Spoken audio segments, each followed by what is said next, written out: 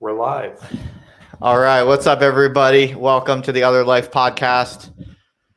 Subscribe to the podcast wherever you get your podcasts, or you can just hang out with us on YouTube, whatever you want. We are excited to do the second in our series of this new format that we're trying. We're doing kind of reaction style videos, and we got a lot of positive feedback from last week, and it was also just honestly fun. We had a hoot doing it. So in general, when you're making content on the internet, whenever you find something that people give you a lot of positive feedback for, and it's also fun, you just double down on that thing. So we're going to do this at least every other Friday night.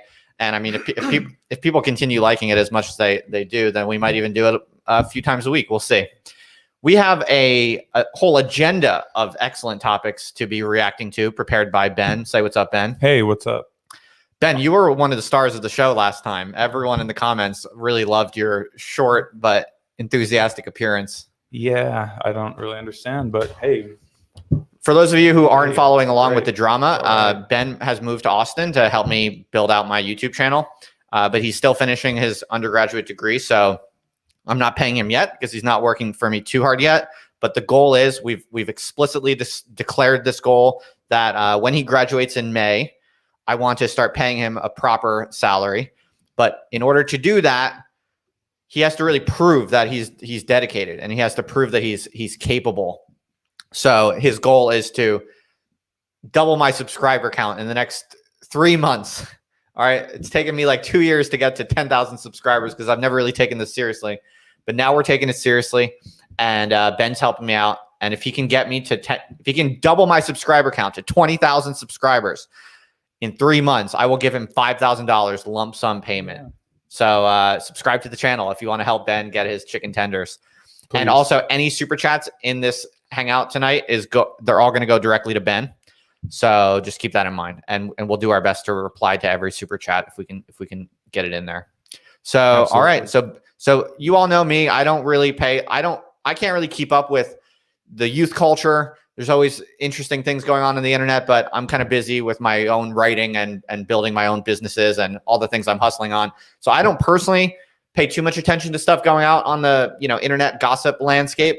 But Ben has his ear to the ground for us, and I asked him to accumulate some interesting artifacts from the internet and have me, and he's just going to show them to me, and I'm just going to give you my honest, immediate reaction. So we have some interesting snippets from Eric Weinstein, who I quite like. I think he's a very smart dude, very interesting dude. But we have some concern that he might have gone off the rails lately. We think. We don't know exactly what's going on. We're going to try to get to the bottom of it. We're going to try to diagnose where he's at, but we fear that maybe he's losing it. So we're going to try to analyze that and come to some kind of sophisticated verdict that is completely accurate. And we also got Ben has found some incredible alpha males, some incredible mating and dating tactics on TikTok. Very interesting styles, different people out there, men out there on TikTok getting the ladies. So, I will interject here. This was also my friend Neil helped me out. Shout out to Neil. Yeah. Shout out to Neil if you want to recommendations. Put his link in the show notes or whatever. Also shout out to Paul Town who brought the Eric Weinstein Schizo hours to our attention. So yeah, that's another thing for people out there listening to this. We would love for you to submit anything you want us to react to. And in fact, I even made a phone number that you can text things to. Ben, can you flash that phone number on there? Yes, I'm going to flash it. Say the number. I made this specifically. You want me to say it? Yeah, and show it. So you can text me. This is literally going to go to my phone. So that way, just say hi, I'll respond to you personally. And then throughout the week, if you find anything that is hilarious on the internet, I would love for you to send it to me, or just interesting or fascinating. I would love for you to send it to me, and we'll do our best to actually respond to it. So, all right, Ben, okay. The number is 303-529-2047. There you go. So text me. I'll get that on my phone. I will reply to you personally. And then that way, if you ever want to forward us something that you think is awesome for the show, we'll be glad to build up a audience generated stockpile of interesting things to comment on and refer to. So, all right, Ben, what do you think?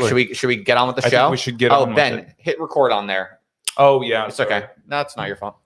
Cool. All right, let's do this. So what do we have here, Ben? So, first, give me a verbal introduction to what this first alpha male on TikTok is.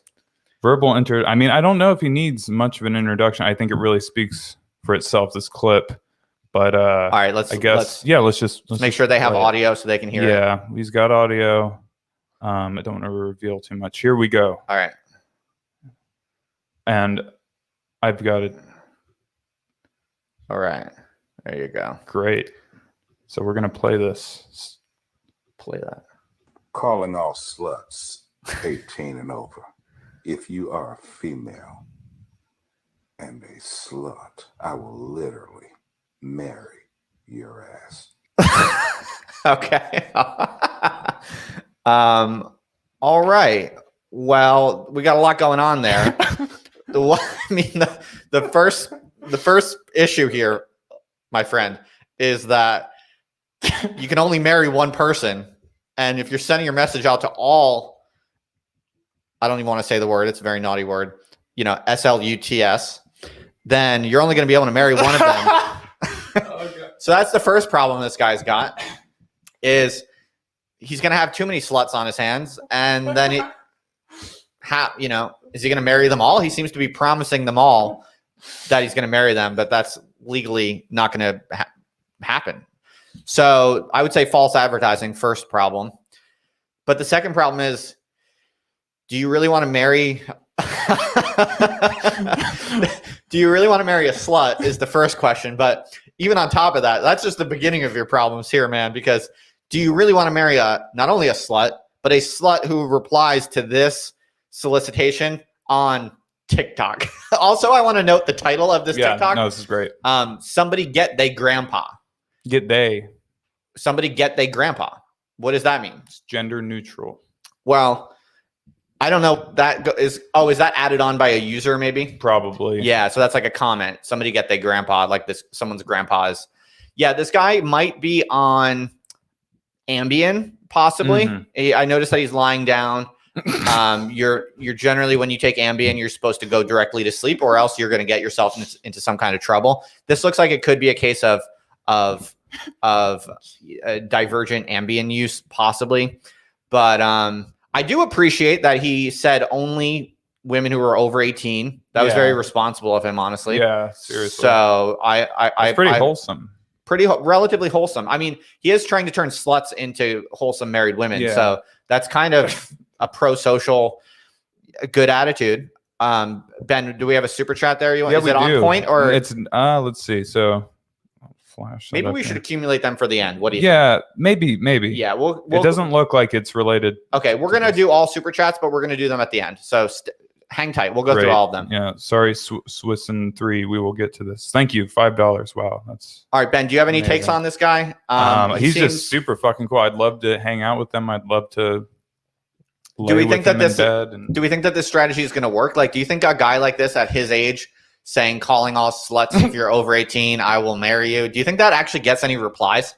You think he's got some cuties sliding in his DM? Maybe some really quirked up shotties sliding in those DMs. Yeah, probably. I mean, it depends on if he actually broadcasts this on TikTok, or I don't know where it was. If this is calling all sluts. Oh, sorry. 18 and over. If you are a female and a slut, I will marry your ass. Yeah, I like how I kind of appreciate how it's super horny and thirsty, but also wholesome. Like, he's not saying if you're a slut and you're over 18, I'm gonna do XY naughty thing to you.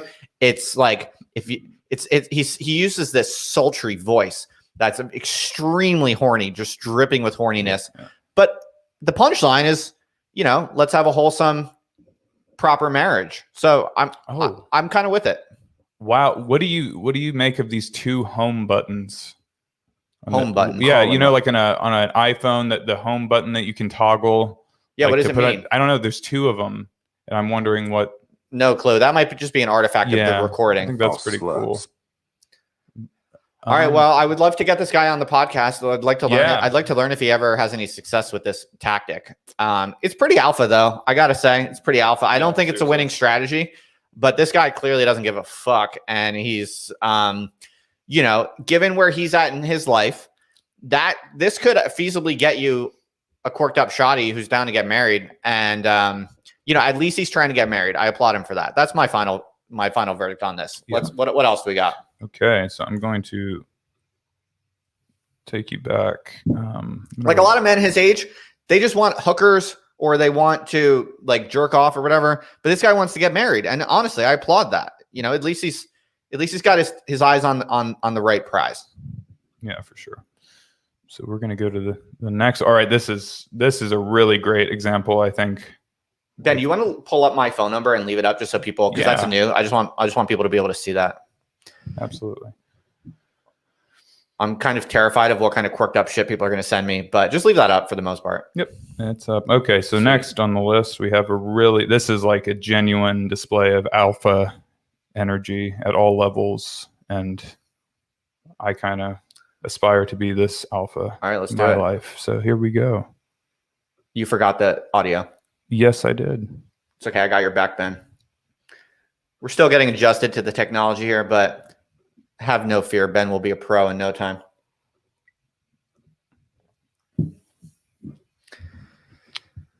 Folks, by the way, subscribe to the channel. About 80% of you watching this right now are not subscribed to the channel. And we're doing a lot of these videos and other awesome things. So please do subscribe. We're really focusing on growing the subscriber growth. All right, let's see what do we have here. Wait, Ben, before you do it, any introduction, any context we need to have? I don't really know what the context of this is, really. I think it's just a display of alpha energy. Let's see these alphas. You become alpha. Oh, you little bastard. You want to challenge my pack? Well, I hate to say this, but I'm not the alpha that you want to challenge. Because my true alpha is right there. Okay, pause it. So if you want to challenge one of us. First thing, I just have to comment on, I love the balding patterns here. We have two different balding patterns. The first one, who at least this guy, to his credit, he's saying, look, I'm not the alpha here. He knows his place in the pack. I respect that. That's good.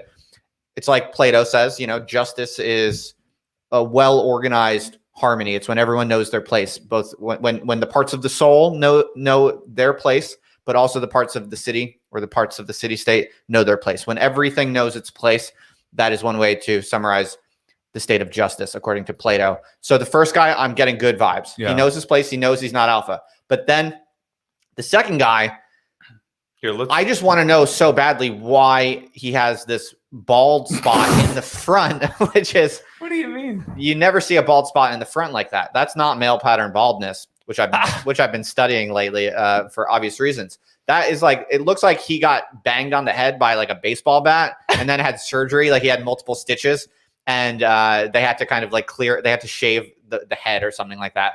All right. So this guy's the alpha. He is kind of, he's more jacked. Okay. So I'll give him credit for that. But I'm just very curious to know how you get that kind of bald patch, that circular bald patch in the front. So that's the first thing I'm flagging. But all right, carry on. Could be like chemo or cancer treatment. Oh gosh, I hope not. But let's see what else is going on here.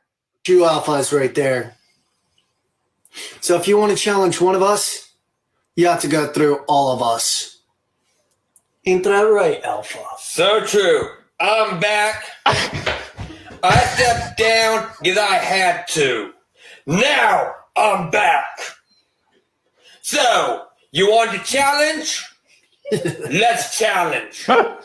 You want to fight me one-on-one? Well, listen up well. He was my trainer. So I suggest you shut up and sit your ass down before you have to deal with him. And I'm ready. And we're all ready. Mm-hmm.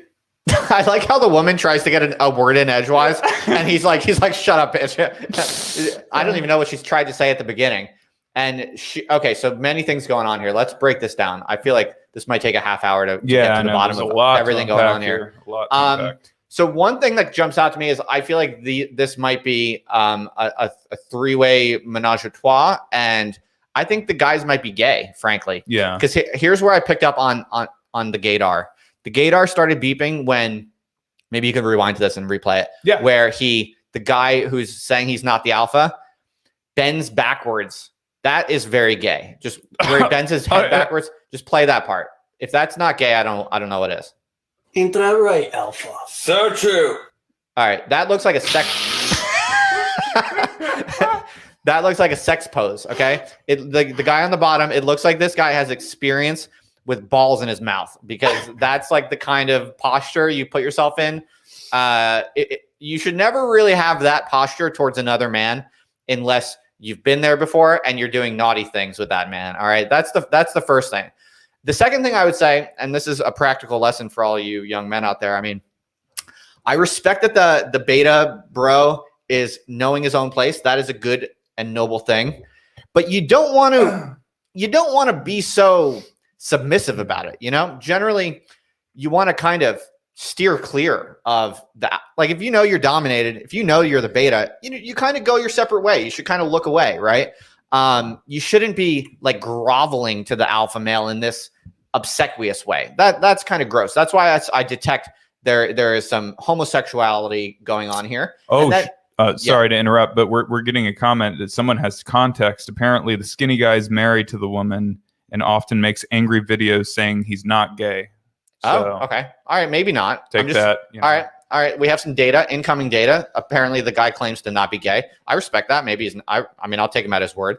So the woman here, this is kind of interesting. She tries to talk halfway through it, and he basically just talks over her. Let's see. So that's. So you want to challenge? Let's challenge. You want to fight me one-on-one? Well, listen up well. He was my trainer. So I suggest you shut up and sit your ass down. Sit your ass down. Right there. Yeah. She's like, yes, sit your ass down. Sit your ass down. And then he just talks over her, basically. Before you have to deal with him. Okay, so yeah, she seems like she's having fun. She makes kind of little flirty faces. Yeah, she's basically like the trophy wife.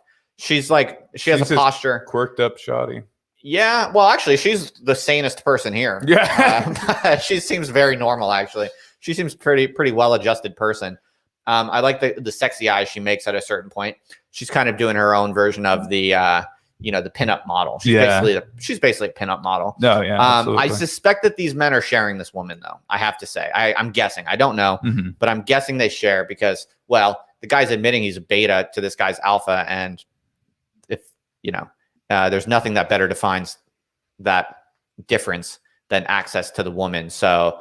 I just want to know where that guy got that bald spot from in the front. That is some next level balding. All right. Well, who are they talking to, by the way? I am not clear on that at all. So it opens. Are they talking to me? It could be. Yeah, it could be you.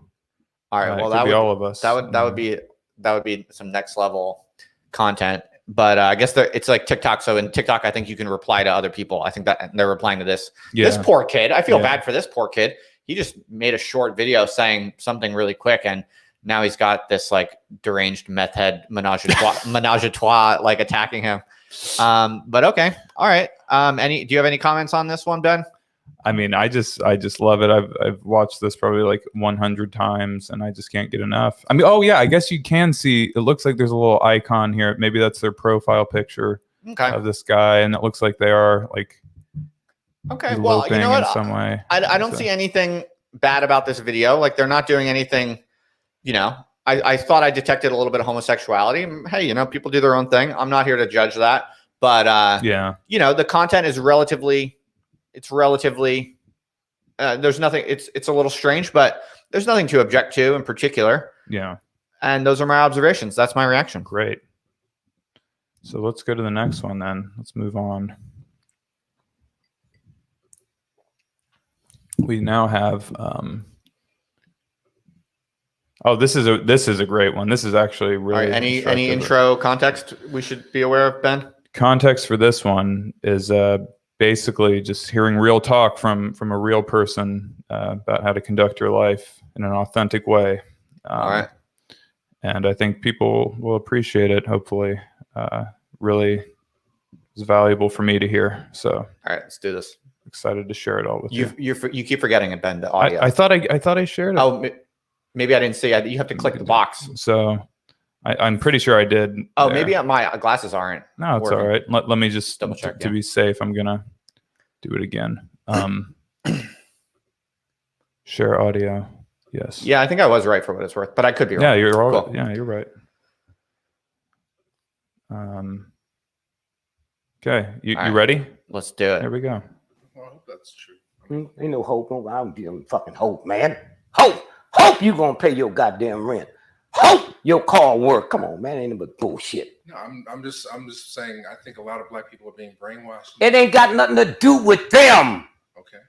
And here, if you say I'd like to go to Paris this year, but I can't afford, you just told 75 trillion cells to see to you don't get to Paris. Huh? That's who you are. And when you find that out, when you find that out, when they told me I had the worst cancer you can find, I told my son, Doc, I said, don't show that to your mother, till after your sister get married. So I gave it a report. How could they do this? I said, bitch, you better get out of here. You think I'm leaving this pussy here for your high school sweetheart? You out your mind. I ain't going nowhere. I know I'm not going nowhere. If you hope don't work. You never heard no rich, powerful motherfucker say hope.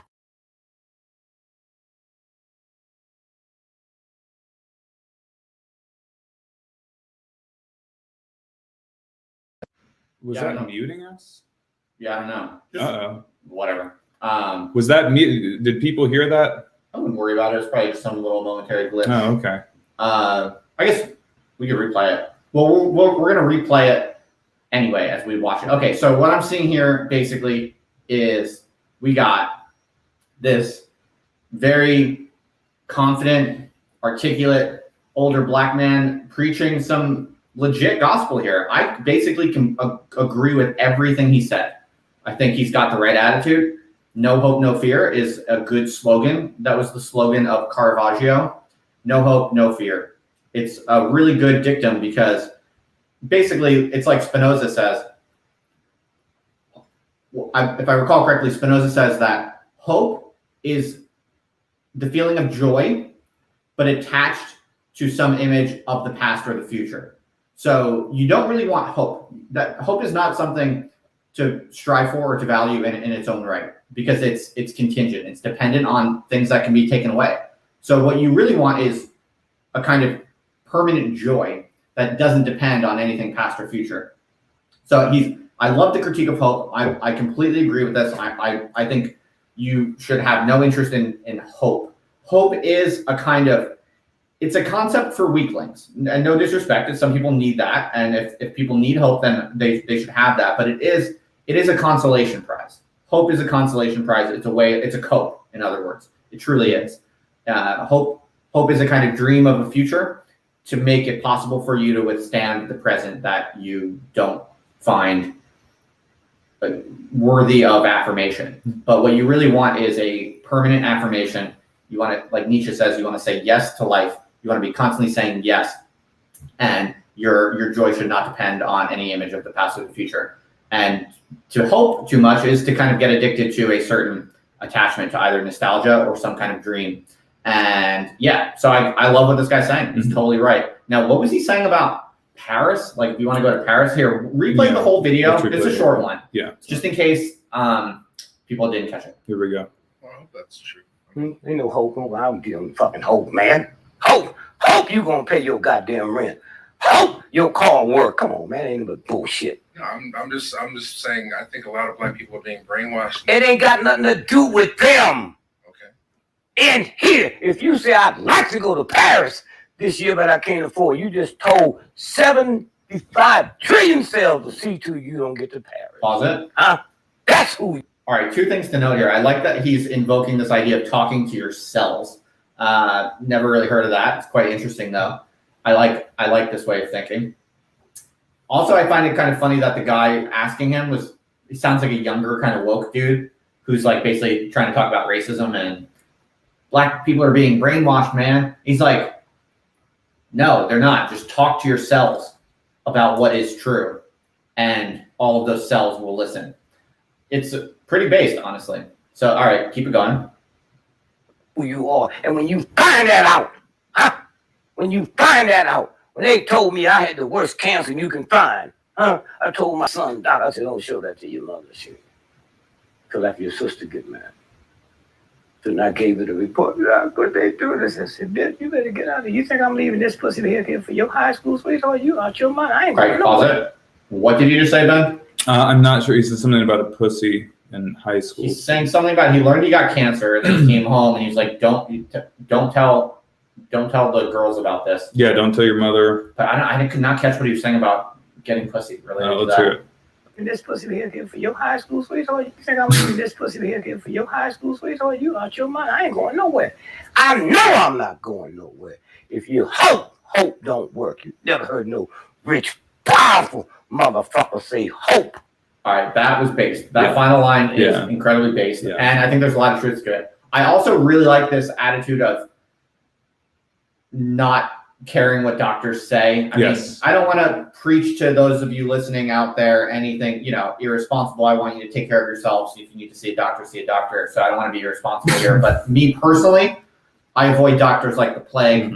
If I found out that I had cancer, I would be exactly like this guy. I'd be like, "Fuck you! I'm not going to die. Yeah, I'm just gonna overpower it mentally." And I completely agree with this guy. If I found out that I had cancer, I would not even tell my wife, and I would not tell anyone around me. I think people criticize this as like toxic masculinity, how men don't talk about their feelings enough, and they bury things inside of them. But guess what? That's why men are fucking cool, because they're tough and they bear the burden of the world for the people around them. And I admire that. And this guy clearly has that kind of ethic. I'd say this kind of runs in my family. My dad and my grandfather are kind of the same, have a similar spirit. And I think it's noble. I think it's defensible. I think if you are sick, if the world is beating you down as a man, your job is to bear that burden, and you don't ask for support. You don't ask for a shoulder to cry on. You don't spread that misery or anxiety to other people. What makes you a man and what makes you noble is that you just bear that burden silently to save the people you love from having to worry about things. That is essentially what the man's job is in a family. And yeah, some people will call that toxic, but I think those people just don't understand that's the thankless task of being a man. Okay, we're getting comments saying fix Justin's audio. Not sure. Okay, check the mic. If you go to cam mic down, go down. Yes, I see. Yeah. What mic is? Oh, it's the wrong mic. Are you fucking kidding me? Yeah. Oh my god, how did that happen? So we want Roadcaster. Roadcaster is not even showing up. It's not an option. No. Okay, so just that's very strange. Turn it off and turn it back on. The Roadcaster? Yeah. It's in the back right. All right, folks, we'll get this sorted. Man, that's very interesting. Yeah. I've never seen them do that. I wonder if that has to do with like the switching the videos, like the sharing. What about now? Fucking technical bullshit. I hate this shit. Just check the mic. You can see it if you go down to cam mic. Yep. No, I'm getting cow. All right, Ben, you're gonna have to entertain them. Sit here. Oh god. I'll fix it. Oh fuck. Hold on. This is fucking bullshit. I hate fucking technical shit. Yeah, this sucks. I know. I should be the one fixing it. We're gonna figure this out. It's something related to over here. Yeah. Okay, they're saying it sounds good still, just sounds distant. Yeah, it's not right. It's not right. Just sit there. Okay. Just sit there and fucking entertain them. I'll figure it out. But I mean, I guess they can't even hear me. Yeah, well, just fucking dance like a dancing bear. I can't do that. I'll figure it out. Can you hear me? Can I? I'll figure it out. All right, you figure it out. Yeah, this is great. I wish people told us earlier. Yeah, I know. That's probably my fault for not.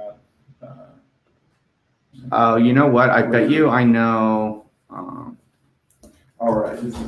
No, what are you doing? I'm just looking at the thing. No, stand there so people don't think they're. Yeah, no, sit there, sit Okay. there. So people don't think that it's an empty fucking live stream with nothing going on. Can you hear it? So it's not coming through this mic then.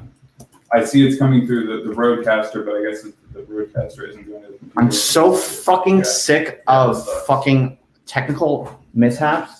It's like some serious fucking bullshit. This is all Everything was perfect last time. Yeah. It's okay. Not your fault, obviously. I'm just want to get this right. Yeah. Well, good news. Barrett and I have power back at our place. I know last time we were kind of in a crisis mode, so that's good. Very grateful for that. But yeah, I guess I'm bringing the bad luck here to the studio today. Nah, it's not your fault. We'll figure it out. Something bad had to happen. Murphy's Law. Is it still not on?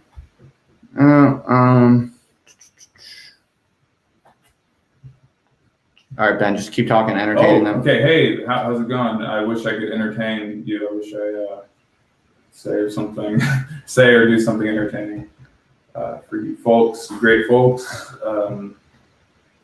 It was really exciting to be back and to share these videos with you. But I guess I don't know. It was. Honestly, I don't know if you're allowed to. All right.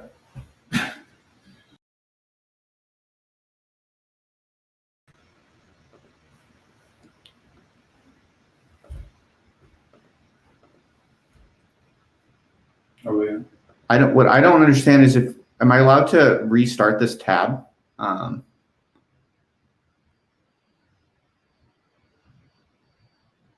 This is crazy.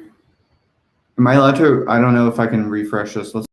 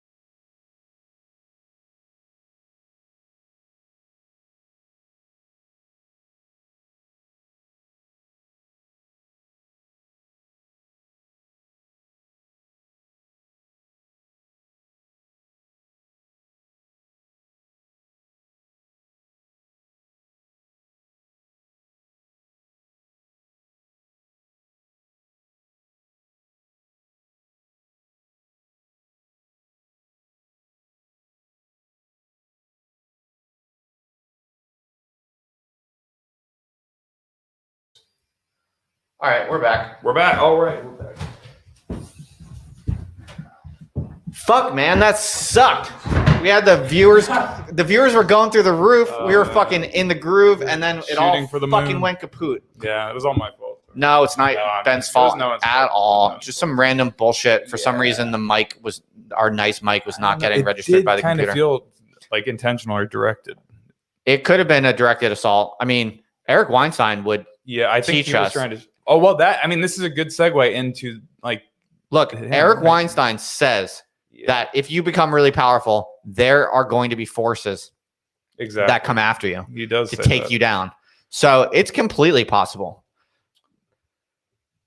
Folks, in the future, if we sound weird, if we sound subpar, let us know as soon as you notice it. All right, so what do we got next? Okay. Oh, look, the viewers are coming right back. Yeah, There's see, no we're fine. problem. We're fine. Yeah. Ben, you keep forgetting. Look. What? No. I mean, but there's no audio for this one. Oh, okay. So I did that Oh, intentionally. okay. Sorry. Yeah, no. But Gotcha. yeah, good. Thank Gotcha. you for reminding me. Yes. Okay. So let's. So what did I just do? All right. Oh, okay. There we go. Because it was there, and now we're here.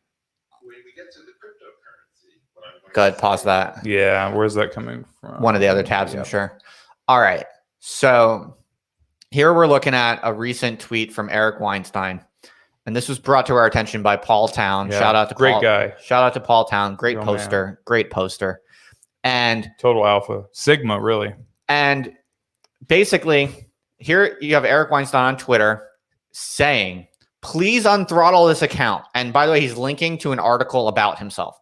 And it says, it's enough. And making me say this to you in public when you won't respond in private is, italics, embarrassing to us both. I don't want to be doing this. Thank you. So this is a tweet that he is directing to Jack Dorsey himself. And he's doing it in the style that is basically saying, this could have been a personal spat between us, but I'm going public with this personal spat. Don't make me embarrass us.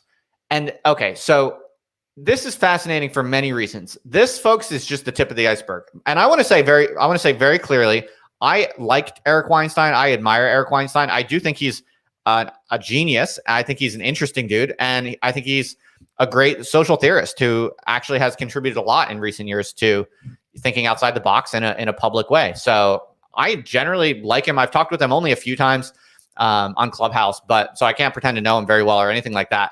But I guess I know him slightly. And folks, we have on our hands a lot of, how should I put this?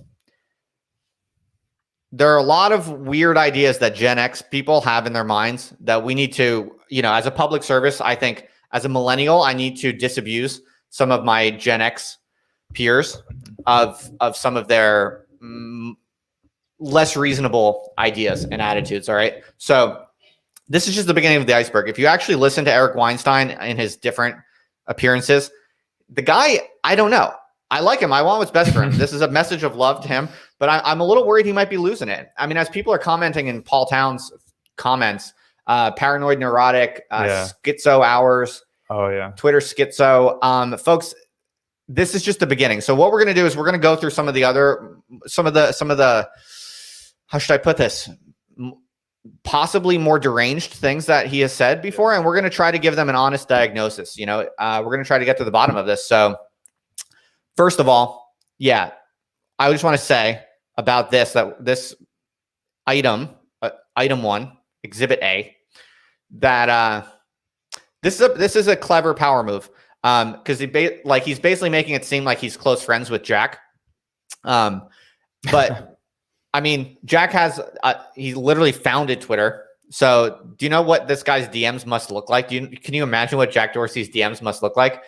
Like, Eric, I love you, man, but if he's not replying to your DMs, maybe it's because he's way more famous than you and way busier, at least on Twitter, than you are. His DMs, at least, are way busier than you.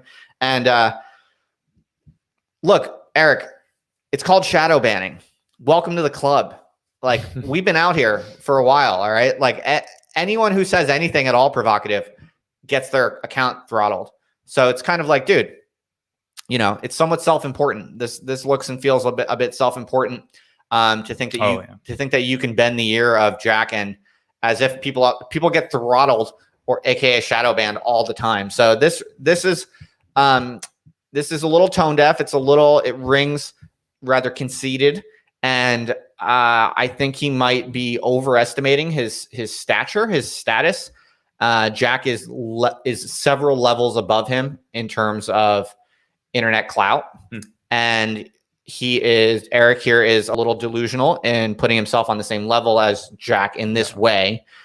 And it's an interesting play here to basically accuse Jack of forcing Eric to go public with this and forcing this to be embarrassing. Whereas if you actually are friends with Jack, then going public with this is you kind of being a dick, But I guess Eric here sees himself as, Eric feels that he is kind of God's gift to society. So for Jack to not personally deal with Eric's account being unthrottled is kind of like it's a social ill. It's like a public harm. If Jack does not personally unthrottle Eric, then it's a disservice to society. And therefore Eric is going to go public with this. Whereas the rest of us out here who have been, thinking outside of the box, or, how should we say, theorizing dangerously, everyone gets shadow banned. It's been part of the game for a long time. So this is kind of a rookie mistake, Eric. No disrespect, but as a Gen Xer, I think you're kind of out of the loop. And we public intellectuals who have been out here for many years analyzing things from the fringes have been throttled many times. And it's just adapt, man. Adapt. You're not special. You're not being throttled because you're particularly dangerous. It's just part of the game. And by the way, all the most interesting discussions are taking place in private forums nowadays. So this idea that like Twitter is a kind of sacred public service and there's this kind of epic grand importance to it. No, it's a shit show. It's become more and more of a shit show. People take it less and less seriously, and it's kind of all just a chaotic joke. The public web is all a big chaotic joke, and I think all the really smart and forward people kind of know that already. So that's my take on this. So let's go to Exhibit B. Great. Moving on to Exhibit B, which is a video. So this will be exciting. All right, let's do this. Okay. Well, sorry about that, everyone. That was whatever experience. Okay, so this is okay. So this is Eric Weinstein. Is it Steen or Stein? How do you pronounce it? Stein, I guess. Weinstein, I think. Stein. Okay. So this is his take on Joe Rogan being attacked, right? All right. This is Exhibit A in Eric's possible schizotypy. I've been talking about the problem of Joe for a long time. The problem is that when the system wakes up, they're going to want to control it. And they come up with new different mechanisms of doing that. I guess one interesting one is cancel culture. Well, look at the number of people around Joe who they've come after since they've realized that Joe is really big. Joey Diaz, Brian Callen. All right, pause it. Crystal. Okay, first thing here, they're massively overestimating the significance of Joe Rogan. Like, he's definitely a huge figure, has a massive audience, all the power to him, but he's still just one of many, podcasts in a massive, in an expanding ecosystem where influence and the distribution of attention is increasingly fragmented, even if he is bigger. So if you actually compare someone like Joe Rogan to someone, say, like Lucille Ball of I Love Lucy, Lucille Ball captured a larger share of the national imagination, of the national attention, than Joe Rogan does. It's confused by the fact that we now have global distribution, right? And we now have all of these different media platforms. But in some non-trivial sense, Joe Rogan is less influential than Lucille Ball was, or, Walter Cronkite, or whatever, the anchors, the news anchors of the golden age of broadcasting. So things are way more distributed and fragmented. Yeah, the people at the top have massive audiences because those are now global. And we have so many more different media and device types and stuff like that. There's an explosion in the total supply, right? So that's the first thing, is like, these guys, no disrespect to these guys. And this other guy who, Lex is his name? I get Lex. Yeah. These guys are I like these guys. I don't want to throw too much shade, but they're like way too impressed by Joe Rogan because they're friends with him, right? So it's like I get the vibe from these types of guys with no disrespect to them. They're just an honest, as a social scientist. This is like my social psychological interpretation. Yes. I get the vibe that these are Gen X dudes who are super smart, but they never really got to like fuck hot girls in college. And now they're in their 50s or whatever. And they're friends with a dude who like fucked hot girls in college. and that dude has a large audience. And now they're like super, super excited and thrilled by this kind of like social power that they have. And it leads them to crazy delusional kind of conceited attitudes that are just actually miscalibrated to the larger reality. Like they're actually just not accurate. So, I mean, this is a good example because he's now talking about, like, what is he talking about? He's talking about how the people around Joe Rogan are being targeted by who? By like by the man. Like this is straight up, this starts to get kind of delusional. And I think it's because they're a little just overexcited by the little slice of fashionable kind of social influence that they have, and all the power to them. I think they're great. I'm glad they have this influence. I'm glad they're in I'm cool with the Joe Rogan universe. I'm glad these people have their audience. But the delusions of grandeur, I mean, these are delusions of grandeur, which then produce persecution delusions. So, all right, let's keep playing it. Right. Leah. Now, I'm not saying that those are all related, but I do notice that there are at least correlations between when Joe says something and when something bad happens in Joe's universe. Wait, pause it. Okay, he just said, I like this. He said, I'm not saying that they're related. I'm just saying that they're correlated. Well, dude, you're a smart guy, and you know that a correlation that's a relation if there ever was one.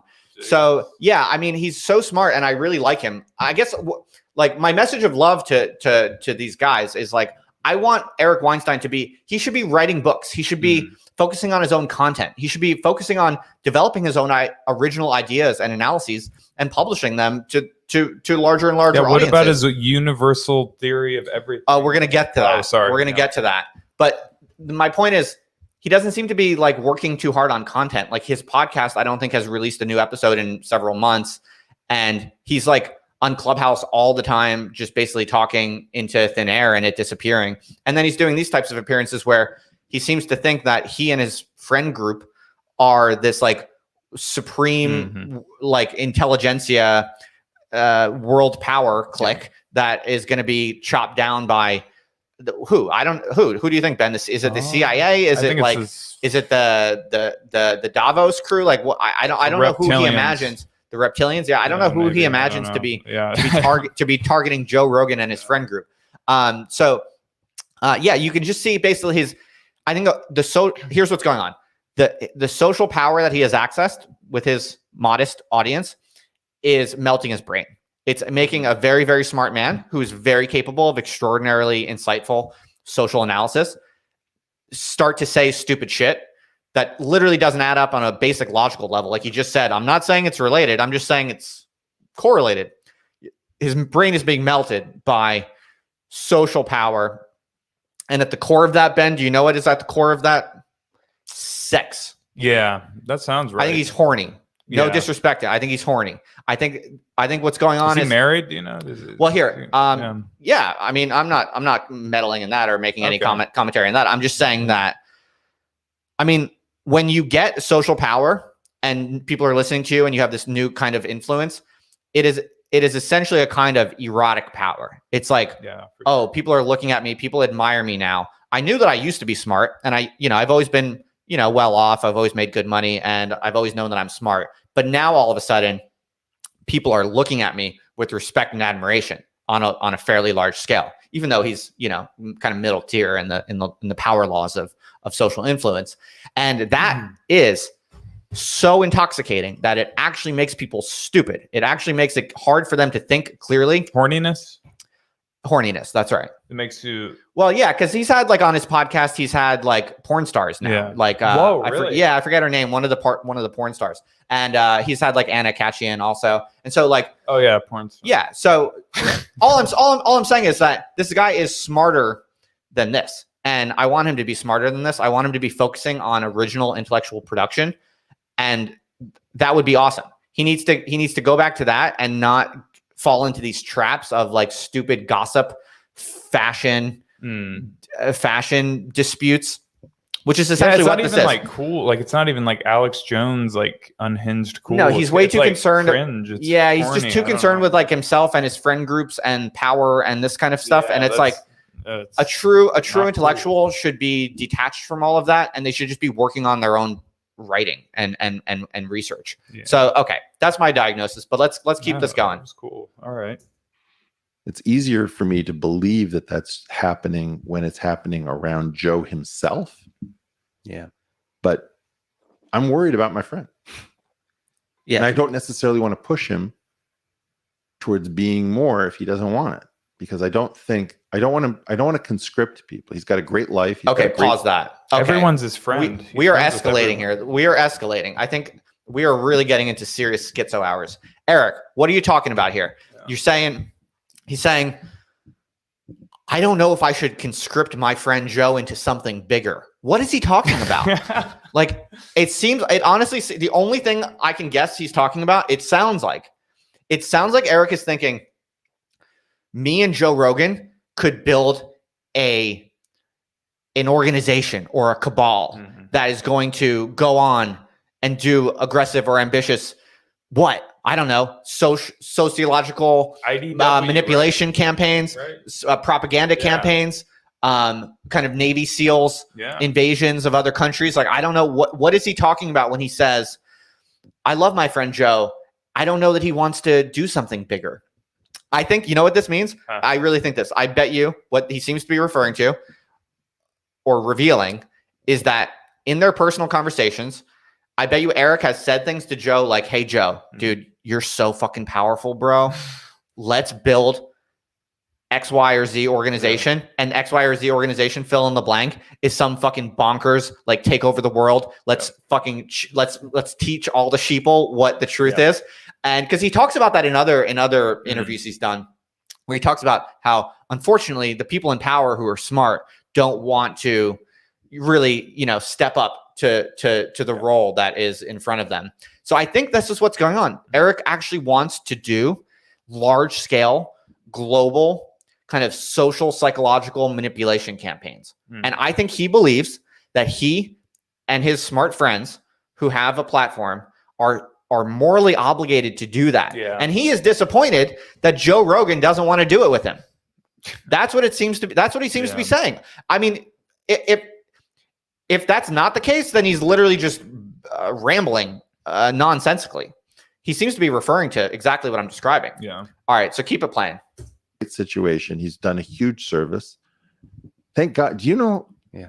Like, how much do I owe Joe just for what he's done for you? To say nothing of what he's done for me or for Brett or for Sam or any of these people. And, I'd like to think that we all try to give back, but I'm worried about Joe. He's not worried. One of the inspiring things about Joe, is, he's in this war alone, and the way he fights the war is by just enjoying life. Well, that's the thing. As long as he stays close to things that he loves. Pause it. Stick a fork in this. We're not watching any more of this clip. All right. I can't watch any more of it. I'm done. What are they talking about? Award. So Lex, this guy, by the way, this guy Lex, he's who is he? What is he's nice. He's a nice guy. He's a smart guy. To be fair, no, his interviews that he does are awesome. He interviews like science and technology geniuses, and it's really high quality stuff. But I don't know where he did kind of come from the blue. He came out of the blue. Like he blew up. Is he a Fed? He blew up real quick. I don't know if he's a Fed, but he blew up real quick. And it seems like Eric Weinstein just kind of referred to it. Did you notice when Eric was like, I'm thankful to Joe for what he did for you? Mm-hmm. That almost sounded like Eric back channeled with Joe Rogan and was like, hey, I know this guy Lex. I need you to help blow him up. Because Lex Friedman did come out of nowhere, and he definitely got his initial rise from Joe Rogan appearances, I think. And he did a couple Joe Rogan appearances before he was big. And you do got to wonder how he even got on Joe Rogan's radar. And it sounds like Lex Friedman is an asset of Eric Weinstein. Yeah. So basically, Lex owes Eric Weinstein for all of his fame, and that was brokered through Joe Rogan. So now basically Lex Friedman is a puppet of Eric Weinstein. That's cool, I guess. Well, I mean, notice that Lex Friedman doesn't really ever say anything interesting himself. He just interviews geniuses, and that's awesome. Like, he's cool. I like his really project, cool. and I no disrespect to him, but if you actually look at his content, Lex Friedman doesn't say anything. Like he does, he's basically like an adjunct professor. Like it was saying here the chat. He's saying he's a postdoc at MIT. So yeah, I guess maybe he is doing some teaching. Yeah. So that's cool. All respect to them. But for people who don't understand academia, being a postdoc and teaching courses is like bottom of the totem pole. And no disrespect to him whatsoever. I'm just saying, like he's a very, very low level researcher and academic, even at an institution like MIT. Oh, and that's great. That's awesome. No, I'm not taking anything away from him. He's a very smart dude. Absolutely, and he's legit in his background as a research scientist and I think he specializes in deep learning. I looked into it. Oh, so I'm not throwing shade whatsoever. He's definitely super smart and competent. I think he's going to do a startup or something like that. I'm just saying, I'm giving people the real context for people who don't understand academia. He's not like he's bottom of the totem pole when it comes to academia, even if it's a prestigious field and a prestigious institution. For sure. Oh, I got to give. Throw it up there. I got to give the Narstat a shout out. He gave $5 to inform us that Lex is at MIT. So thank you so much for that information and for the money. Yeah, totally. So I can eat right on later. So thank you so much. Buying Ben those chicken tendies. All super chats go to Ben. So and then we got another. I'll just throw this out here. Jared Morningstar sent $2.69. Really great number. I appreciate that with an emoji. It says it's from me. There's a taco on it. That's great. Thank you, Jared. Thanks, Jared. Really generous. All right. Nice. So I've had enough of this clip. It's way over the top. Like, they're obsessed with Joe Rogan. Basically, they're both assets of Joe Rogan. They're indebted to Joe Rogan. Are they shills? Well, here's the thing. People like this, and I know a lot of people like this, especially Gen Xers. They just it's very hard to not be addicted to power. And when you meet someone who is very powerful or has much more influence than you, and they give you a bump in life, they give you a platform, they make you famous. Like, if someone comes into your life and makes you famous, you feel indebted to them. You feel like you owe them a lot. And in a way, it can be really intellectually crippling, because then you really feel like you have a master. You have a master. And there are a lot of people who think you can't avoid having a master. But I say, fuck it. You absolutely can avoid having a master. Really? Just build your own income. Be completely independent. I don't know about and then you can call a spade no matter what. You mean among the realm of men, though? You're not talking like... Let's carry on to the next clip. And because this is just the beginning. Eric, I love Eric Weinstein. He's super smart. Again, I just want to make super clear, I'm not throwing shade. I love the guy. He's really smart, but he's kind of losing it from a kind of intoxication of his own power. And it gets worse, folks. So let's listen to the next clip. Yeah, this is gonna blow your guys' minds. It's absolutely batshit insane.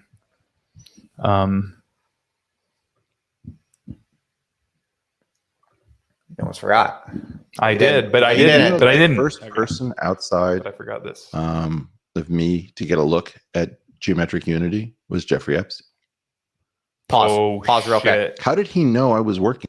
Pause quick. Okay, already. So listen to this. This is good. You buckle up, folks. Wow. I hope you're sitting down for this. This is going to get crazy. For those who don't know, geometric unity is his theory. It's Eric Weinstein has a theory, a physics theory.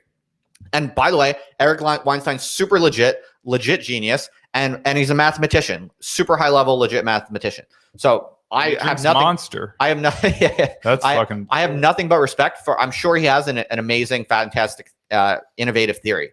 Not even questioning that or throwing shade on that. But so that's what he's referring to when he talks about geometric unity. Just so you know, and he's just saying that Jeffrey Epstein found out about it. And he didn't even know. He said Jeffrey Epstein was the only one who found out about it. And he didn't even know how Jeffrey Epstein found out about it. But now listen to him a few seconds later. Keep going. Here we go. On this. I don't know. So your ideas that formed geometric unity was something that his eyes has seen? I was pushed to talk to Jeffrey Epstein as one of the only people who could help me. Pause. Notice this. Jesus. He just contradicted himself because he said, I was pushed to talk to Jeffrey Epstein. In the first sentence, he said he didn't know how Jeffrey Epstein knew of his theory. Yeah. And then he said he was pushed. Who pushed you, Eric? Who's pushing you? A little strange, right? I want to know. Eric Weinstein is constantly referring to these like mysterious outsiders who are pulling strings, right? They're going to take down Joe Rogan and his friends. They pushed me to talk to Jeffrey Epstein. Who are these outsiders? Who is this cabal? Who are these people manipulating you? Who's pulling your strings, Eric? I want to talk with your puppet master. Anyway, it gets even weirder. Keep playing it. No. Listen to this. How does this? Yeah, how does this connect? Okay. Well, first of all, my old synagogue, my old shul, was the conservative minyan at Harvard Hillel, and I believe it's called Rosofsky Hall, after Henry Rosofsky in the economics department, who was a Japan scholar, if I'm correct. And he became provost or dean of Harvard. I believe that was built with Jeffrey Epstein's money. Ooh. And I wondered, in part, whether the Jewish students at Harvard all sort of passed through a bottleneck of Harvard Hillel. So that was something I found very curious, but I don't know much about it. Okay, weird. Pause. Okay, first thing I want to say, I fucking love Jewish people. I've had like close friends throughout my life who are Jewish, and genuinely, like Jewish culture is cool because they're really into intellectual shit and they have a strong intellectual tradition, and I've always gravitated towards that. So I am not one of these people. Like, I'm not even getting anywhere near anti-Jewish stuff. I fucking love Jews, straight up. Have you been with a Jewish woman? Yeah, many times. So, sexually? You don't need to. They don't need to know about my whole history, but sure, absolutely. Wow, and nice. but just listen to what he just said. I mean, did you hear what he just said? This is like the most evil, paranoid, white nationalist anti-Semite could not have invented a story line as mysterious and sinister sounding as that story that Eric, and he doesn't even go into any detail. He just says, he doesn't even explain it. He just throws it out there. And it's like, Eric, what do you want us to do with this? What do you, I mean, weird. I don't know. I don't, but this type of thing, this type of comment referring to like shadowy, mysterious forces, that are surprisingly close to his life. This is becoming an increasing feature of all of his interviews. Like this is like what Eric Weinstein is all about now. This is the type of stuff he's constantly talking about. So, okay, I have no idea what to make of that. I'm literally just not going to comment because it sounds very sinister, and it sounds like there's a lot of data that he has for it. And it's but it also sounds insane and evil, and I don't know anything about it, so I'm not going to comment, but wow, just keep it playing. Yeah. I also found that Jeffrey Epstein hanging around scientists. I don't think that either you or Joe exactly, got me correct in your last interchange. For the record, for people who haven't listened to the Joe Rogan program, Joe has claimed that Eric Weinstein was the only person who has gotten laid. Paid. Paid. And you said you also got paid. What? All right, pause it. Was that a joke? Okay, so again, it's like there's clearly weird back channeling going on between these guys, and then it bubbles up in their public appearances, and then they're like, wink, wink, don't tell them about that. What the fuck like, was that? Okay, so if I heard that correctly, this is seriously bizarre. Like I'm surprised that they publish these. Like like for people who are so paranoid, I'm surprised they don't at the end of this. They're like, all right, we got to cut that one. So do you think basically, it's fake? Do you think there's faking this paranoia? No. I mean, So is it an okay, act? just to recap for people who didn't catch that, what just happened was Seems fake. Lex referred to Eric getting laid, and then He's horny. and then Eric says no, paid, Yeah. and then Lex smiles, Yeah. That ain't, and then that's not even a slip. That's just. Lex has no idea what Eric is trying to say, but he's clearly getting a wink, wink from Eric. Don't talk about that. Jesus. It's crazy. And mind you, everyone, this is in the context of we're talking about Jeffrey Epstein. So again, I'm not a conspiracy theorist. I'm certainly not going to throw shade on anyone's name about things I don't know. But it's like the only rational way to interpret this, when you give the public internet this kind of inside baseball bullshit, Eric, where you're like, kind of referring to back channeling messages that you may or may not have had with famous people. And then you do this kind of wink, wink. We're not going to tell them about the secret that we're, very proud to have slightly dangled in front of them. Well, guess what? As rational people who don't have all of the details, we are going to have to take our best guess as to what's really going on here. And Ben, what does it sound like to you? It sounds like some perverted shit. It sounds like some perverted shit that specifically has to do with Epstein.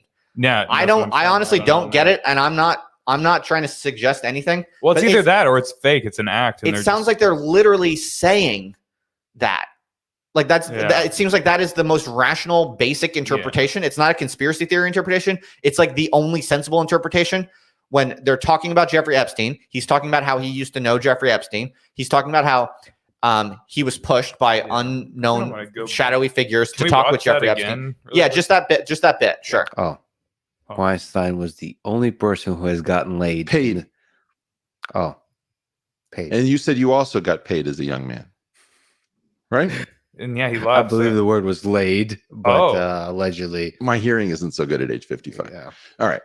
Yeah. Is that a lie? So this is just insulting the audience. Yeah. It's basically saying we have secrets, and we want you to know that we have that secrets. Smirk, that shit-eating grin. But we don't want you to know the content of the secrets. And then I can bet you what's going to happen. I bet you if Eric Weinstein gets a hold of this video, me just a simple man trying to make sense out of what's going on the internet. If Eric Weinstein were to see this, he's probably going to say, how dare this Justin Murphy figure? This is so irresponsible. He's reading between the lines, imputing all of these things to me. I'm not imputing at all. You're chuckling and sharing like weird secrets with me in a way that you seem very pleased by, but it sounds quite sinister, honestly. And I'm not even saying anything. I'm just saying, what the fuck is going on here? And it doesn't sound good is all I'm saying. Okay. So I think that's enough for this. I don't even want to go down this rabbit hole. It's like the story he just told about Jeffrey Epstein and Jews and Harvard. Like if I told that story, people would be like rightfully accusing me of, like anti-Semitism. Mm-hmm. So I don't even want to comment on that because I fucking love Jews. They're super smart and cool. And same. And everyone who watches my channel knows I have no patience, not an iota of patience with any of the white nationalist crap. So I don't even want to go there. I'm just saying, like, he seems to, like, you can't call a Jew an anti-Semite, so I wouldn't call him an anti-Semite. But if he was not a Jew, if he was like a white dude, like YouTuber who was into like Western civilization or whatever, I would be like, oh, this person is peddling like anti-Semitic conspiracy content. But it's Eric Weinstein, so it's like, okay, we're just supposed to listen to it and be like, oh, there must be something smart behind it. Like, no, I think Eric is kind of losing it. He's kind of losing his marbles. And I think, again, it's that social power, social influence is intoxicating. And a man his age who's probably never had, fame or, public limelight, meets someone like Joe Rogan, gets a little bit of fame, and it's making him kooky, man. It's making him lose his center of balance. It's making him go on podcasts and say like bonkers shit. And I think he might be going schizo. I think he might. Maybe this is a prolonged psychotic break or something, because it gets even crazier. Let's go to the next clip. Okay. Next clip. Folks, it gets even crazier. So remember, so context for this one. Remember, Eric has this theory. If you have children in the room, please ask them to leave. It's called geometric unity. And now we're going to watch a clip. This is the one about blockchain, right? Yeah. So this is like unreal. So he's basically, just listen, he's going to basically explain how his innovative physics theory compares to the Satoshi Nakamoto and the Bitcoin blockchain. What happened? There's a double link here. So it's the same video. I have to find the other one. Just go to messages. Yeah. Just go to the messages app and grab it from. Yep. One second. It's cool. Doing that now. That's hard to do with these double screens, but I've got it. Okay, messages. Yeah. Actually, didn't I send it? I sent it in notes. You can figure that out. I have a good monologue. I have a good monologue before. So in a minute, we're going to listen to Eric Weinstein talking about blockchain, specifically Bitcoin, and how he is going to give us what he thinks is a better theory than the blockchain. He basically is going to propose that he has a theory that is better than Satoshi Nakamoto's theory of how to build a blockchain. He's going to give us the Eric Weinstein theory of a superior form of blockchain. And it's like, man, I wish I had the gall. I wish I had the gall. It must be fun. It must be fun.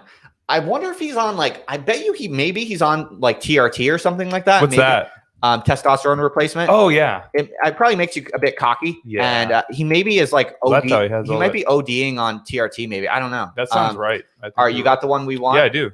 So we're all good. All right, let's do this. Are you fucking ready? Let's fucking go. Let's fucking go. Okay. I think you might have forgot it again. Oh God. I'm pathetic. Here we go. There you go. All right. Okay. For some reason, it's So when we get to the cryptocurrency, what I'm going to say is that because we didn't found economic theory on the proper marginal revolution, because we missed the major opportunity, which is that the differential calculus of markets is gauge theory. It's not ordinary differential calculus. We found that out in finance, that it was stochastic differential calculus. We have the wrong version of the differential calculus underneath all of modern economic theory. And part of what I've been pushing for in cryptocurrencies is the idea that we should be understanding that gold is a gauge theory, just as modern economic theory is supposed to be a gauge theory. And that we should be looking to liberate cryptocurrencies, and more importantly, distributed computing, from the problem of this unwanted global aspect, which is the blockchain. The thing that is most celebrated, in some sense, about Bitcoin is, in fact, the reason that I'm least enthusiastic. All right, pause it. I'm hugely. So just for people who are not following this, he wants to liberate cryptocurrency. Yes, because cryptocurrency is in great need of liberation. Cryptocurrency is just such an oppressed space when it's actually the most thriving and explosively innovative and liberating space there is. Cryptocurrency is in no need of liberation. It is the wild, wild west, and it's one of the most amazing, explosive forms of social energy that is kicking off right now. But Eric wants to liberate cryptocurrencies from the shackles of the blockchain with what he's referring to. For those of you who don't know, when he talks about gauge theory, that's his theory, basically, more or less. It's a larger kind of school of thought or a larger kind of discipline, gauge theory. But he's more or less it's super, super fancy math that I don't fucking know a thing about, and I won't pretend to. But what I do know a thing or two about is academia. Yeah. And what the thing about academia that a lot of people don't understand is that if you don't submit to the discipline and pay your dues by citing the right people and fitting your innovative theory into the powerful subfields that define the field you're targeting, then it doesn't matter how good your theory is. It just doesn't. It doesn't count. It's never going to be counted. So he has this whole narrative where he says that his theory, he wrote a paper a long time ago, and I think submitted it to physics journals or whatever, or economics journals. He basically has a physics theory. He's a mathematician. He has a theory that comes from physics and mathematics that he thinks, as he just said, he was referring to himself there. He basically has an alternative theory that he, according to his claim, fundamentally changes the entire foundation of modern economics as we know it. All right. And so he's tried to publish this before. He's like submitted it to economics conferences and journals or whatever. And his story is that he was kind of always systematically snubbed by the economics discipline, even though he had this killer theory that completely, in his view, kind of proved or showed that the entire foundation of modern economics theory was wrong, and that in fact it should be based on gauge theory, which is this different discipline in mathematics. Okay, so there you go, or physics. There you go.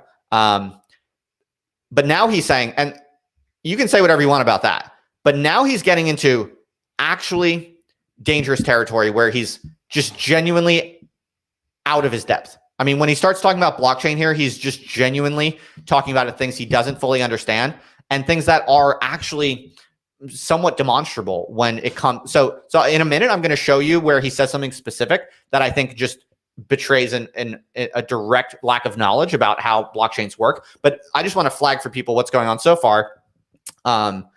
He's basically saying that cryptocurrency needs to be liberated from the blockchain. All right. And he's going to give us a theory of how to have cryptocurrency without the blockchain. So let's keep it going. Let's go. Enthusiastic about what Satoshi did. But it's an intermediate step towards trying to figure out what should digital gold actually be. If physical gold is a collection of up quarks and down quarks in the form of protons and neutrons held together, the quarks by gluons, with electrons orbiting it held together by photons with the occasional weak interaction beta decay. All of those are gauge theories. Totally. So gold is actually coming from gauge theory, and markets are coming from gauge theory. And the opportunity to do locally enforced conservation laws, which effectively is what a Bitcoin transaction is, should theoretically be founded on a different principle that is not the blockchain. It should be a gauge theoretic concept in which effectively the tokens are excitations on a network of computer nodes. Pause.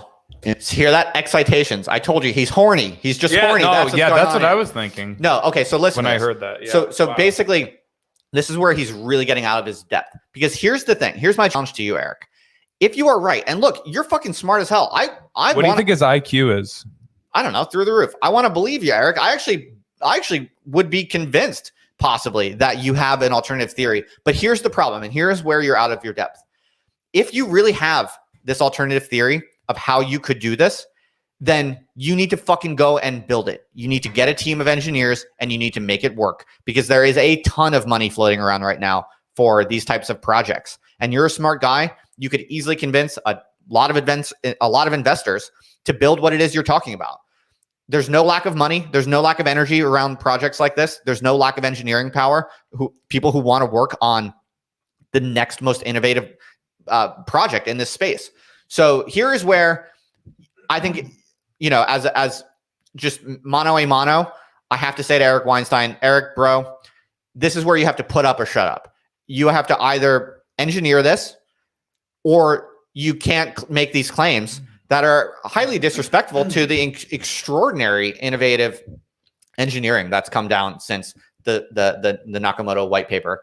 So here I just call bullshit. Build it or it's bullshit. That's my take. Amen. But let's hear a little bit more about his theory. You want to hear more bullshit? All right. And the fact that, let's imagine that this is some token. By moving it from my custodianship to your custodianship, effectively, I pushed that glass as a gauge theory towards your region of the table. We should be recognizing that gauge theory is the correct differential calculus for the 21st century. In fact, it should have been there in the 20th century. You're saying it captures these individual dynamics much richer. Why should my giving you a token have to be, why should we alert the global community in this token that occurred? You can talk about side chains, you can talk about any means of doing this, but effectively we have a problem, which is, if I think about this differently, I have a glass that is extant. You have a glass that is absent. We're supposed to call the constructor method on your glass at the same moment we call the destructor method on my glass in order to have a conservation principle. It would be far more efficient to do this with the one system that is known never to throw an exception, which is nature. And nature has chosen gauge theory and geometry for her underlying language. We now know, due to work of Pia Milani at Harvard in economics in the mid-1990s. That's his wife. Which I was her co-author on. He should say disclosure. I love how he just names her like a fucking he's robot. a good guy. He's trying to give credit to his wife. But I'm just letting people know. Play it. Oh, cool. Wish to promote her as well as this being my idea. We know that modern economic theory is a naturally occurring gauge theory, and the failure of that community to acknowledge that work occurred and that it was put down for reasons that make no analytic sense is important, in particular due to the relatively new innovation of distributed computing and Satoshi's brainchild. All right, so you're thinking. So I just want to make sure it's abundantly clear what we're just hearing there. What he's saying is that my wife and I completely disproved the currently reigning foundation of modern economic theory many years ago, but it was systematically snubbed by the scientific community. And now, after the extraordinary and real demonstrable consequences of the Satoshi Nakamoto white paper and the blockchain revolution that has preceded it, because their scientific theory that was snubbed by the scientific community was actually true all along, now he is also superior to Satoshi Nakamoto because he never got the credit that he was due back with his theory of everything that was rejected by the community. Resentful person. Well, I just think, again, no disrespect to Eric Weinstein, I just think the power has gotten to his head. He's a very, very smart dude. And it's amazing and a wonderful thing that he has a big audience. Like, I just think that he should be doing, like, he should be developing his theories by writing and by speaking and publishing on YouTube and publishing on his podcast. What is gauge theory? What does it mean? How could you imagine a different kind of blockchain that's different than Satoshi Nakamoto's? That's what a healthy, forward-looking, productive, non-resentful, based, serious, independent intellectual would be doing. But he's not doing that. He's fucking on Clubhouse all day. He's doing interviews with like this where he's talking about, you know, the man trying to take down Joe Rogan and him and himself and his friends. And it's like, that is the sign of an intoxicated man. I don't know. I don't know if he's maybe losing it mentally, and maybe he does have some kind of accelerating personality disorder, whether that's I mean, that's kind of schizo issues or actual paranoid delusions. I don't know. Who knows? It's not. There's certainly not enough data here for me to diagnose him in any way like that. I would never presume to do that. I'm just saying that's one possibility. Maybe he's not in a good place in his life, in his own mental health. That could be the case. I'm not saying it is. It could be the case. Or it's my theory that here you have a very, very smart man, a very independent thinker, a courageous man, and an articulate, forceful speaker who I think has been intoxicated by a little bit of social influence, just a little bit too much social influence. And now he's all over the place. He thinks he has this theory that completely disproves modern economic theory and is superior to it. And now he thinks that he could produce a better blockchain than the one that we have now, or a better cryptocurrency that, if I'm hearing him correctly, he thinks doesn't even need a blockchain. He literally said, we need to liberate cryptocurrency from the blockchain.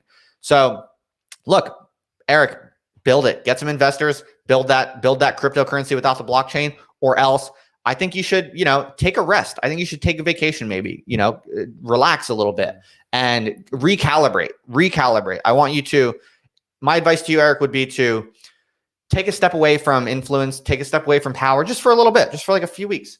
Get your head on straight, get relaxed, get based, and forget about the numbers, forget about the followers, forget about, porn stars and being able to talk to attractive young women. No, and I'm not even throwing shade. I'm honestly not. No, look, I'm 34 years old. I'm almost 35 years old now.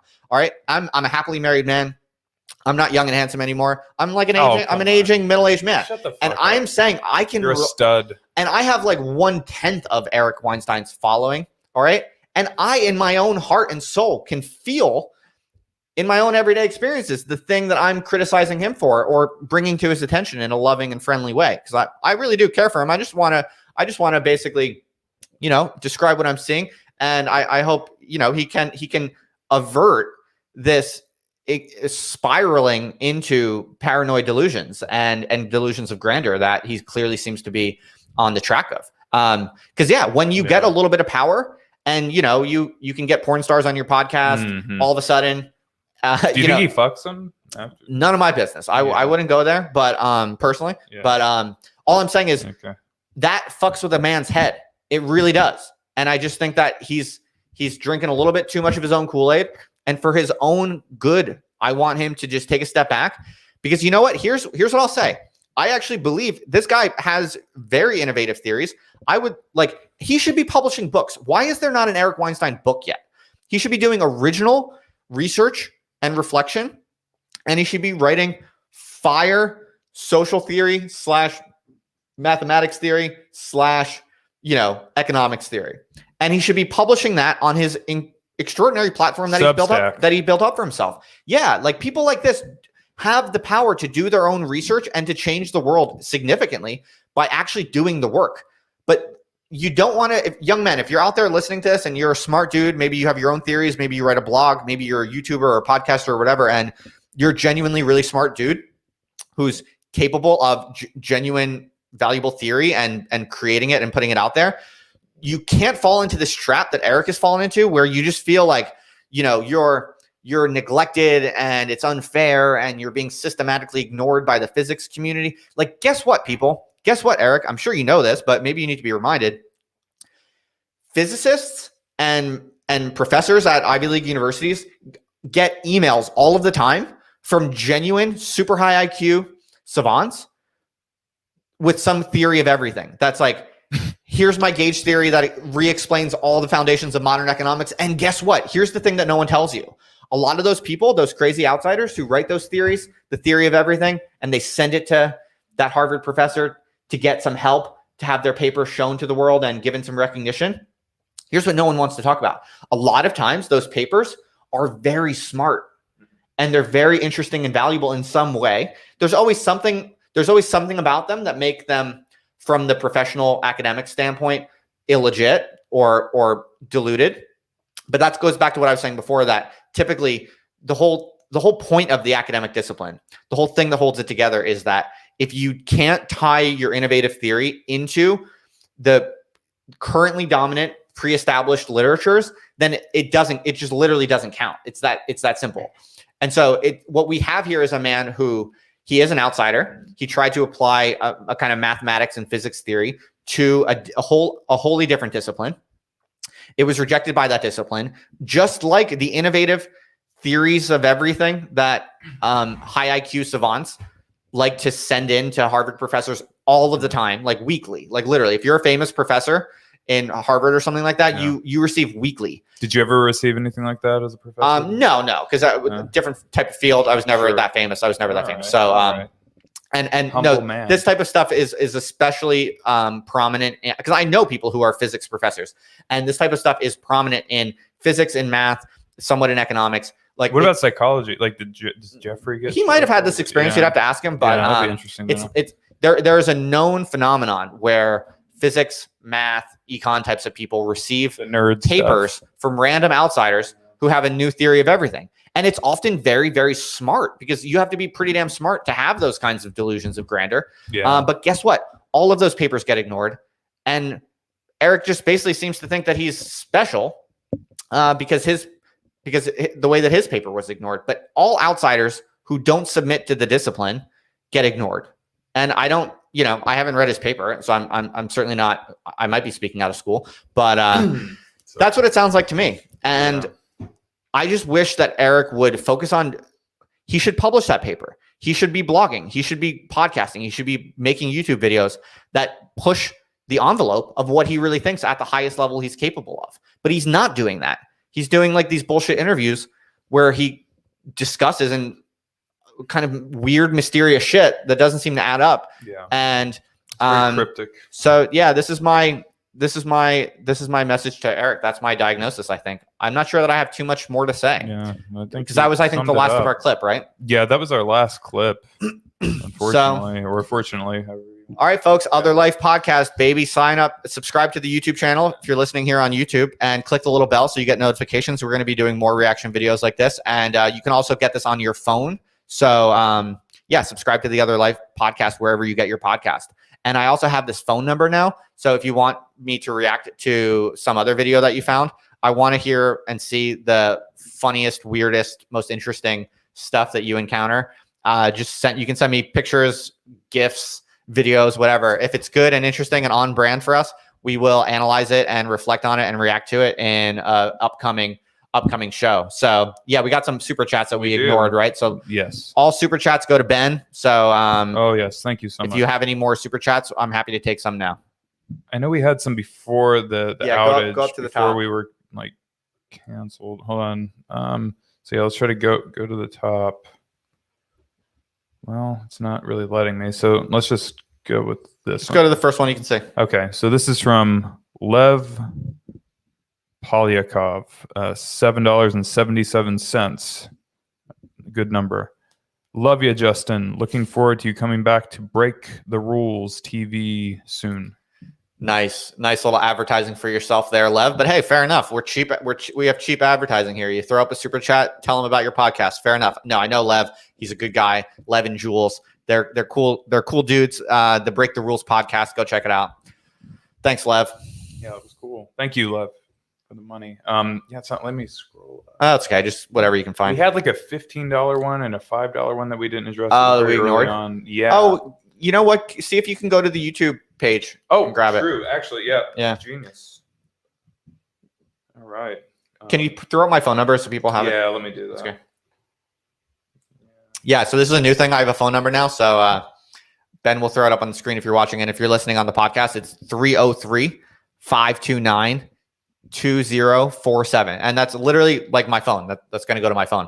So I use this like app to help manage it. But I'm actually going to see your message and you can save my number in your phone. And yeah, I'd love to hear from you. So I'm always looking for ways to actually get to know people better and be able to integrate into the show a little bit more, input from people. So we had a few super chats at the beginning that we're having a hard time finding. So sorry about that. We wanted to get to everyone's. You might be able to go into my YouTube backend if you go Ben on the browser. Yeah. Oh, you want me to go? If you go to the back end of my YouTube, you have to go to like studio or whatever. Yeah. So Ben, look on do you see on the toolbar, the bookmark toolbar down YouTube to the left? Yeah. Go to that and then go to dashboard. Yeah.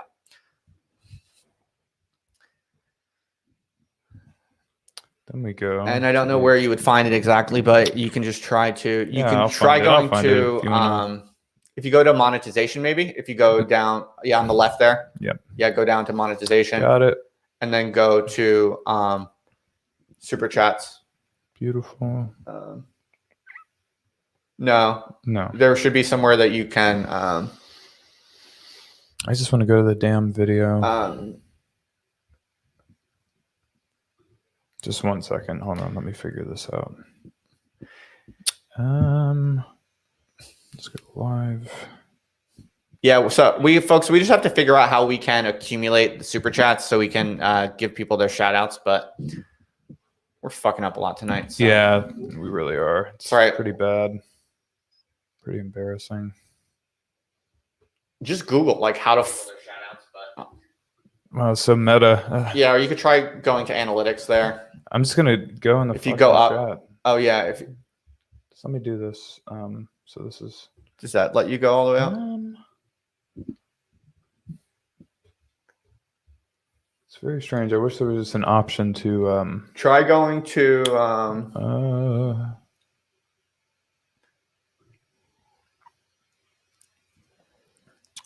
Yeah, sorry. Or if the people. No, that's cool. Are still around. Oh yeah, that's right. If you're still super listening chats. and you submitted a super chat in the beginning, we lost them, so we can't find them. So you could just retype it and tell us, and we'll take your question. Remember there being a good one. Ben, if you go back to the monetization page, yes, there is some option on. There's some option to. Yep. Yeah, down there. There's some option to see. Merchandise supers. Yeah, try. Yeah, click. Yeah, that's the one we tried before. Didn't really do much. No, see. Oh, there we go. There it is. There we go. Great, perfect. All right. Okay, so we found the first one was from SWNS3 for $5, and I have to look at this. Okay, for $5. Do you retain any interest in pursuing a more traditional far left economic project? For example, communism, anarchism, Project Cybersyn, etc. Why or why not? Great question. Thank you for asking. So the question is, do I retain any of my kind of radical left-wing emancipatory longings that I had for most of my adult life? Yeah, absolutely. And that's why nowadays I just don't use political labels. Like I just don't identify as left or right because it's a lot of nonsense and it's just more confusing and chaotic than helpful nowadays because people are called all kinds of things on the left and the right in motivated ways. So though I don't use any of those labels anymore, absolutely. I still have a strong kind of radical left impulse that I remain very, very dedicated to and interested in. However, I just think that the communist impulse, which is a good impulse, it's essentially the very human and very, very good impulse to care for each other in a radical way, should be retained, but it should be applied on a small scale. This is basically the main realization I've had, I think, over time, that if you believe in radical egalitarianism, you shouldn't water that down just because it's hard to implement on a large scale. I think it's disastrous to implement it on a large scale. I'm very much opposed to pretty much any use of force to implement or impose egalitarianism at all, because I think it inevitably leads to a kind of fascist vector that's generally undesirable.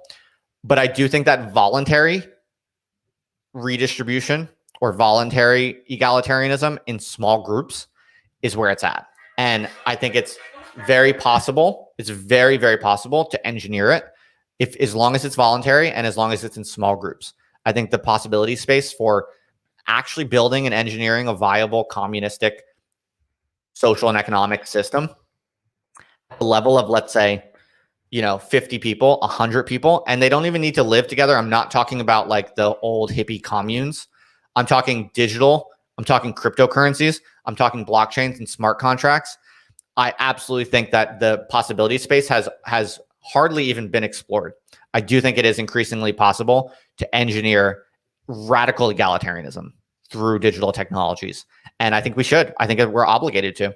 I do feel deeply called. I also think it's very much a Christian imperative. I think communism and Christianity are very tightly aligned. The fact is, we do have a deep obligation to take care of each other, even if it seems like it's impossible, even if we don't know how to do it. It's our ethical obligation to guarantee that every other human being has what they need to live a materially dignified life. Amen. And it's our obligation to figure out how to do that. Yes. We really do owe that to each other.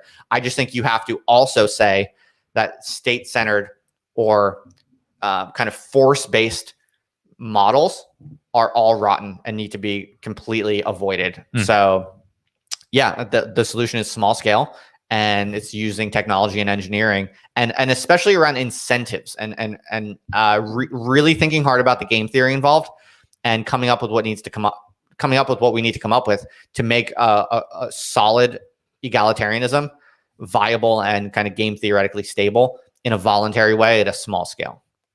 Man, nicely put. What else we got? We have one from Tundranaut for $15. Some money to help Ben get a healthy dinner. Hi, Justin. Oh, wow. All right, Thank Michael, you so what's much. going on? Thank you. I know Tundranaut. Oh, you do? Yeah. Who is it? He's I would say a good internet friend by now. Tundranaut. He's most What's his real active name? on, or is it you don't want to dox him?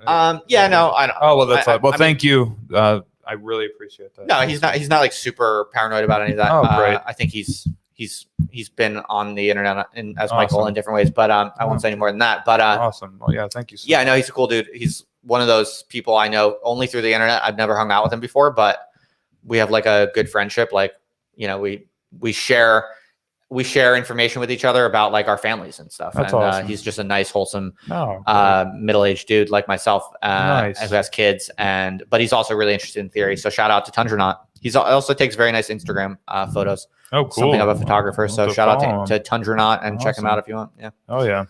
Okay, we have another one from Psycho Wojak for $6.99 Canadian money. I don't know what that is. That translating it into USD, or is that that's Canadian money? Canadian money. Okay, I don't so know I'm what gonna that have to do the stuff math. is. Okay, That's more Yeah. complicated than cryptocurrency. Yeah, Canadian money. How much is that honestly. worth? I don't know. All right, Who what's the the question? fuck knows? Okay, so please go check out Dr. Judy Wood book. Where did the towers go? Directed energy weapons are real and were used on 9/11. Okay, I'll look into it. Thank you Thanks. for that money. That's really generous and kind. Maybe that explains what's going on with Eric Weinstein. Maybe he's got some energy weapons directed at him. Oh shit! I don't know. Wow. Oh yeah. Maybe. I mean, he's leaving Is us that related guessing. to- He's leaving us yeah. guessing. So our guess is as good as any. I mean, Could that be related to the orgasm machine? Because the orgone accumulator. Yeah, I Yeah. know he is horny and everything. I mean, Yeah, talk directed about that. energy weapon sounds a lot like orgone accumulators. Yeah. I don't know if you know this, but there's this theory that Barrett was teaching us the other day that the snowstorm in Austin, Texas, that shut down the power lines, shut down the grid, was caused by like orgone accumulators. And the cloud buster. Yeah, cloud busters. Invented by Wilhelm Reich, the That's weird right. psychologist. Yeah, That's right. He was like the renegade student of Freud who went his own way and had some crazy theories, which are very interesting and quite sophisticated, actually. Reich gets a bad rap as a loony. He was loony in some ways, maybe, but who knows? Time will tell. He was very sophisticated in some ways, though. He did proper science experiments. He was actually really trying to test his theories to his credit. Yeah. There's apparently a really good documentary on him. I need to check out. Anything else? No money questions, but there are plenty of comments. And if there's a good one that you want to favor so many. And highlight, God. we could take it. So many. Yeah, let me go through them.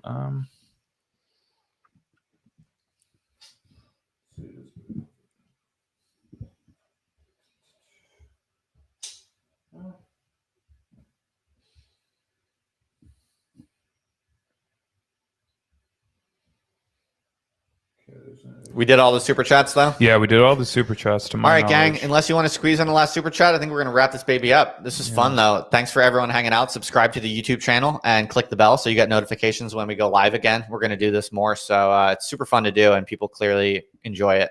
The numbers are like way higher than usual, so you know me, baby. I'm looking for I'm growing that clout, that sweet clout. We're trying to grow the channel, and we're trying to be creative and flexible about the different templates and formats that we use, and we're trying to see what really resonates with people. So you want to do one more for the road, or yeah, sure, why not? Let's see. This is like a random one. I'm just going to choose. Yeah, we'll do this one, but again, I fucked it up by not activating the audio, so I'm going to stop it. But yeah, I think this is a good send off for the audience. Good send off. This is a really good vibe. I think you guys will really enjoy it. This is one of my personal favorites, and yeah, I wish you all the best. God bless. And here you are. You're welcome.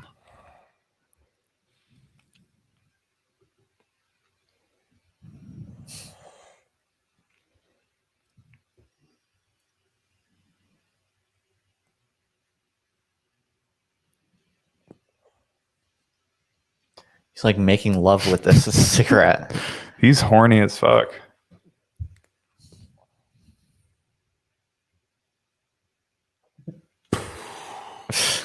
That's called totally absorbing the nicotine.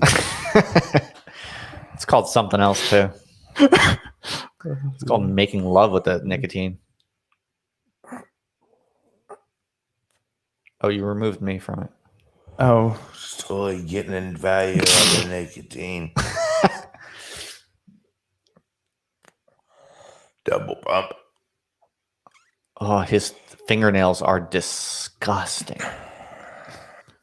Like, okay, dirty fingernails are one thing. Like, yeah, okay, if you're a manual laborer or whatever, men sometimes have dirty fingernails. But there's like it's like dirt is jam packed under his fingernails. Zoom in on that. Yeah.